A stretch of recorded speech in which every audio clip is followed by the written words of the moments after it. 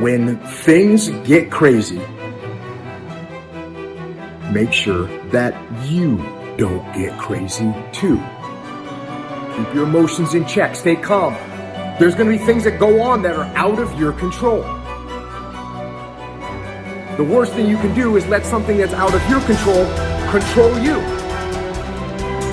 Get control of yourself. Get control of your emotions. Don't get angry. Don't get frustrated. Instead, stay calm and figure out how to move forward. So you want to ask yourself, what story do you find yourself telling? Because the more you tell the story, the more active it is within you, and the more it becomes your point of attraction. And the more it finalizes, way too strong of a word, but the more it causes a belief to be powerful within you, and your powerful beliefs that are in opposition to your powerful desires are the only problem in the world that you ever have. Your subconscious mind is extraordinarily powerful, and its job is to keep you consistent on the outside with your commands on the inside. Burdens are what age us. They drag down our spirits. We can change the world. Just for a moment, close your eyes and connect with that part of yourself. If each one of us would practice getting in touch with the treasures within us on a daily basis, we could literally change the world. And as Joseph Campbell said, life is a wonderful, wonderful opera, except that it hurts. So the question is, do you see it as the beautiful opera? Or do you just pay attention to the pain? You get what you focus on. If you focus on the things that are bad, they will become real. They will become exaggerated. They will begin to monopolize your thoughts. You'll see them everywhere. And at the end of the day, you're going to get what you focus on. They're both true. Many of you listening to me know what it's like to lose everything. You know what it's like to hit rock bottom. You know what it's like not to be supported. You know what it's like to be lied on. You know what it's like to experience emotional, relational, and psychological trauma. And it changes you because you don't know what you are made of until you have gone through something. Don't let the outside interference stop your growth.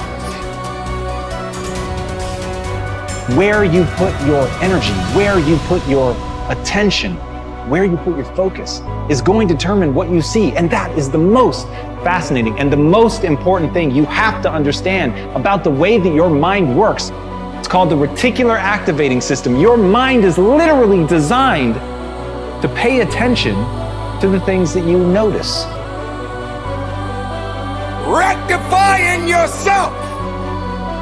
Believe in yourself.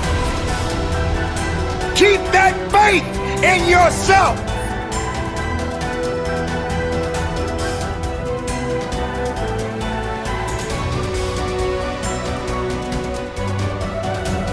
We are all under the law of our own consciousness, our own thoughts, and only we attract specific experiences to us by the way we think. When you change your thinking process, then everything in your life will also change. You will be amazed and delighted to see how people, places, things, and circumstances can change. Blame is just another negative affirmation, and you do not want to waste your precious thoughts on it. Instead, learn to turn your negative affirmations around into positive ones. When you first begin to make the changeover and really pay attention to your thoughts, you will be horrified to realize how negative much of your thinking has been. So when you catch a negative thought, just think to yourself, this is an old thought, I no longer choose to think that way. Then find a positive thought to substitute for it as quickly as you can. Remember, you want to feel good as much as possible. Thoughts of bitterness, resentment, blame, and guilt make you feel miserable. And that is a habit you really want to release. Another barrier to having positive affirmations work is feeling not good enough, that you don't deserve to have good in your life. If that is your issue, then you could begin with the section on self-esteem. You could see how many of the self-esteem affirmations you can memorize and then repeat them often. It will help change that worthless feeling atmosphere you might be carrying around to one of self-esteem and self-worth. Then watch your positive affirmations materialize. Affirmations are solutions that will replace whatever problem you might have. Whenever you have a problem, repeat over and over, all is well. Everything is working out for my highest good. Out of this situation, only good will come, and I am safe. This simple affirmation will work miracles in your life. I would also like to suggest that you do not share your affirmations with others who may poo-poo these ideas. When you are just getting started, it is best to keep your thinking to yourself until you have achieved your desired results. Then friends will say, oh, your life is changing so much, you're so different, what have you been doing? And then you can explain. Go over this section several times until you really get the principles and can live them. Also zero in on the sections that may have the most meaning to you and practice the affirmations. And remember to make up affirmations of your own. The first affirmations for you to use right now are, I can do it. I can feel good about myself. I can make positive changes in my life. And you see, every time you try to go back, and the ingredients that make for a no-limit life are 5. Right? The first is quality. You begin to change your thinking from appearances and how things look and how other people view me. Okay? Because every time you find yourself upset in life about anything that anyone else has said, what you're really saying is what you think of me is more important than what I think of me. So you change from appearances to what I call quality thinking. Quality. What is the quality of my life rather than how does it appear to others? Now, do you tell yourself that because my friends don't like me, that means there's something wrong with me? That's what you have to learn. That another person's opinion is just that. It's their opinion, and that's all it is.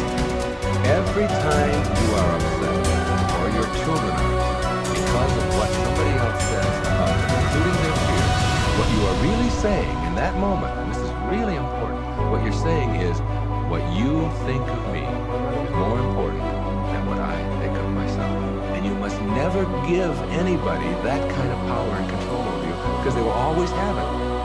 The funny part about approval, for those of you who really want it, now I'm here to tell you that I like approval. I enjoy it. I find it one of the most exciting things in the world. I like it when people read my books. I love it when people applaud. I like it when people tell me nice things and all.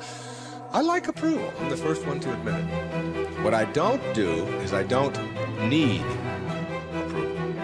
There's a big difference between wanting approval and needing approval. When you need approval, it means you become immobilized when you don't get it from making other people's opinions more important. Now, for those of you who say, yeah, but I want approval and I need it if I don't get it and so on, understand this. The people who get the most approval in life are the ones who care the least about it.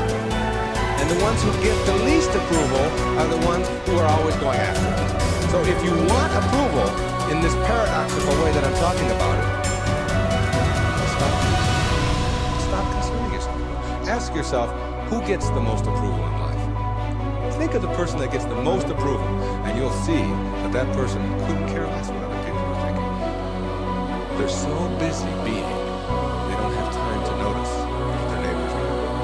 Thoreau said this, he said, if you advance confidently in the direction of your own goal, and endeavor to live the life which you have imagined, you will meet with a success unexpected in common hours. What that means is that success is not something that you can get in life. Success is an inner process. Success is something that you bring to everything you do. It isn't something you get out of what you do. And when you get that,